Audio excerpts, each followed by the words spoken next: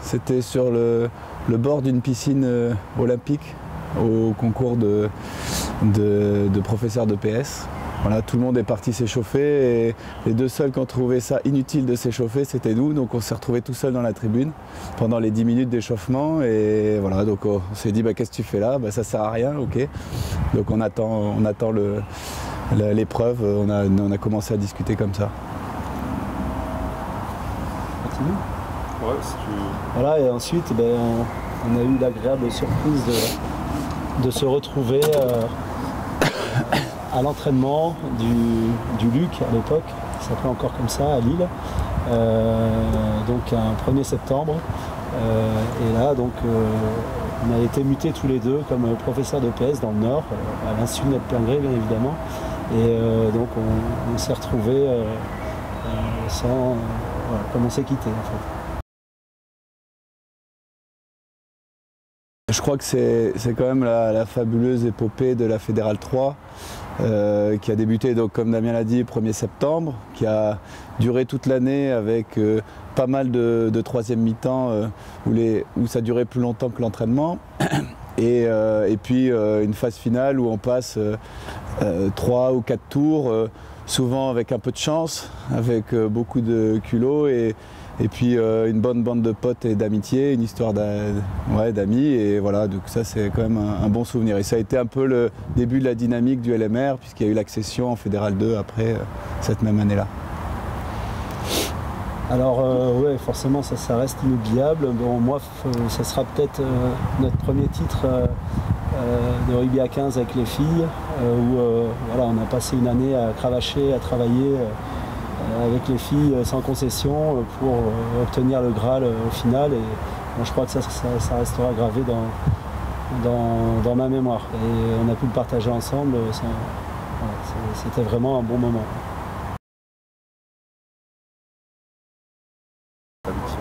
Indéniablement les 3 finales perdues, notamment celle d'il y a 2 ans où on fait un non-match, on rentre jamais dans le match, et pourtant on avait bien préparé ce match. On pensait que ça allait le faire puisque c'était notre 2e finale, et puis panne sèche pendant le match, donc ça a été assez dur à avaler.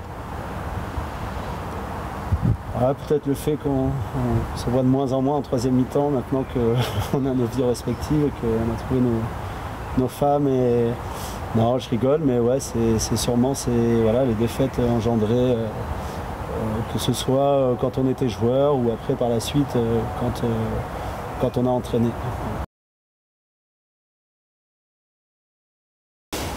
Allez, patience.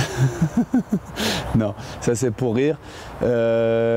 Combatif, si c'était pour revenir sur l'impatience de temps en temps, si je l'écoutais, je pense que quand l'équipe joue mal, au bout de 3 minutes, on n'aurait plus une joueuse sur le terrain, elles seraient toutes rentrées au vestiaire. Donc de temps en temps, il faut un petit peu tempérer pour voir un peu, et puis on ne peut pas jouer au rugby à 15 sans aucune joueuse sur le terrain. Tacticien. Il vit à fond et de plus en plus le match sur le bord du terrain, ce qui nous a amené quelquefois à nous faire réprimander par l'arbitre. Et j'ai cru que sur la demi-finale contre Toulouse, il allait prendre son premier carton rouge, donc ça a été marrant. Enfin, pas trop, parce que je crois qu'on prenait 3 points aussi pour l'équipe. On aime bien se chambrer, notamment parce que je suis toulonnais et qu'il est Rochelais, donc après avoir mangé du pain noir depuis longtemps, là c'est une saison où il mange du pain blanc, donc on aime bien se chambrer sur nos clubs respectifs. Et heureusement que cette année, bon, La Rochelle c'est vrai que fonctionne bien, mais heureusement qu'ils ont un entraîneur toulonnais, ce qui permet de tempérer un peu ces montées d'adrénaline. Ouais, pas mieux. Alors, je crois que Damien, c'est vrai que c'était un demi de mêlée. C'est un demi de mêlée 9e avant, donc on va dire qu'un petit Byron Keller, ouais, ça pourrait le faire. Hein. Alors, J'hésite entre, non, on dira notre entraîneur favori de La Rochelle, Colazo, qui est maintenant, après avoir effectué une longue carrière à Toulon, se passionne pour l'entraînement, donc bon, vous êtes un peu les mêmes. L'exigence, la rigueur, le travail et le plaisir, forcément, à la fin. Mais voilà ce qui est les valeurs un peu du Nord, c'est les valeurs de travail, quoi. Moi je dirais forcément la passion, parce que il faut deux personnes passionnées pour pouvoir être toujours prêt à transmettre et à aider celles ou ceux qui en ont besoin. Et puis l'écoute, parce que il y a beaucoup de rugby possible, et pour en choisir un et que ce soit clair pour l'équipe, il faut beaucoup se parler, beaucoup communiquer pour que la parole donnée soit unique, alors qu'on est quand même deux et qu'on pense des choses différentes. Et qu'on a été entraîné de façon différente, avec une culture différente. Donc ça, c'est là où on réussit vraiment à se rapprocher, c'est à s'entendre voilà, sur le projet de jeu à mettre en place et sur les entraînements. Et là, on est capable, c'est vrai, de se mettre rapidement d'accord.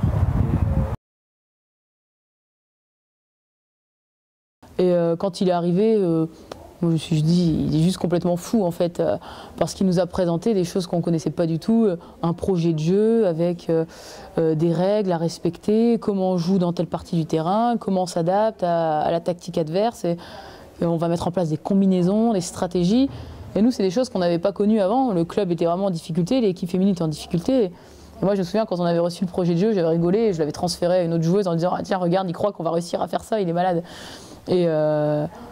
Et c'est vrai qu'au début, ça a été compliqué parce que nous, on découvrait un tout autre rugby. Lui, il nous apportait sa vision un peu du rugby professionnel qu'il avait connu en tant que joueur. Et nous, ça nous paraissait compliqué. On se disait, mais il est fou, on n'y arrivera jamais. Et petit à petit, on a créé, autour de ce projet de jeu qu'il nous avait proposé, notre jeu, quelque chose qui nous ressemblait, avec les valeurs un peu de ces équipes nordistes, vraiment autour du combat, de la défense, parce que on n'était pas des sudistes à se faire des grandes envolées, des grandes passes, hein. On n'a pas ce bagage technique des équipes qui jouent depuis toute petite. Et donc ouais, lui il nous a apporté ça vraiment, et ça manquait, ce côté, construire un projet de jeu, construire un projet d'équipe. Il nous a amené aussi le terme des putains de nanas, qui reste encore maintenant, et je pense que ça a été ça sa force. Alors après, nous en tant que joueuses, on a eu beaucoup de mal au départ parce qu'il a une pédagogie entre guillemets très masculine. Il gère l'équipe, il essaye de s'améliorer, hein, mais comme il gérait des garçons, alors que bon, on est des filles et on est toutes toujours beaucoup demandeuses d'explications, de compréhension, on pose beaucoup de questions, et je pense que Damien c'est un très très bon entraîneur. Je pense que ça fait 7 ans et on s'est rarement ennuyé à l'entraînement. Il nous a toujours amené des solutions, des évolutions, toujours des petits plus dans le projet de jeu, des adaptations qui font que d'une année à une autre, on ne joue pas de la même façon, tout en gardant les valeurs auxquelles on s'attache depuis 7 ans. Et ouais, je pense qu'il faut quand même qu'il continue à s'améliorer sur le côté de la psychologie féminine, parce qu'il n'a pas encore cerné toutes les subtilités. Et Guillaume, il nous a rejoint un peu plus tard, parce qu'il n'a pas évolué tout de suite avec Damien. On avait un autre entraîneur. Et l'autre entraîneur qu'on avait, c'est un entraîneur des avants, il disait tout le temps « je ne suis pas entraîneur, moi je suis éducateur ». Et Guillaume, lui, quand il est arrivé, il nous a apporté ce petit côté professionnel qu'on n'avait pas, qui nous manquait devant, et qui, je pense, a fait du bien aussi à notre pack. Alors il a fallu un gros travail avec les avants sur la touche et la mêlée, parce qu'on était un peu déficiente dans ce secteur du jeu au départ. On manquait d'expérience, et je pense que Guillaume, il a su apporter ça. C'est pas du tout le même que Damien, il est beaucoup plus entre guillemets réfléchi, pas reculé, mais posé, beaucoup moins dans l'impulsivité. Et je pense que du coup les deux se complètent très bien, quoi. Chacun dans leur rôle, chacun dans leur spécificité, l'un devant, l'autre derrière. Et Guillaume, il a su trouver sa place petit à petit, parce que Damien était déjà là depuis 2 ans.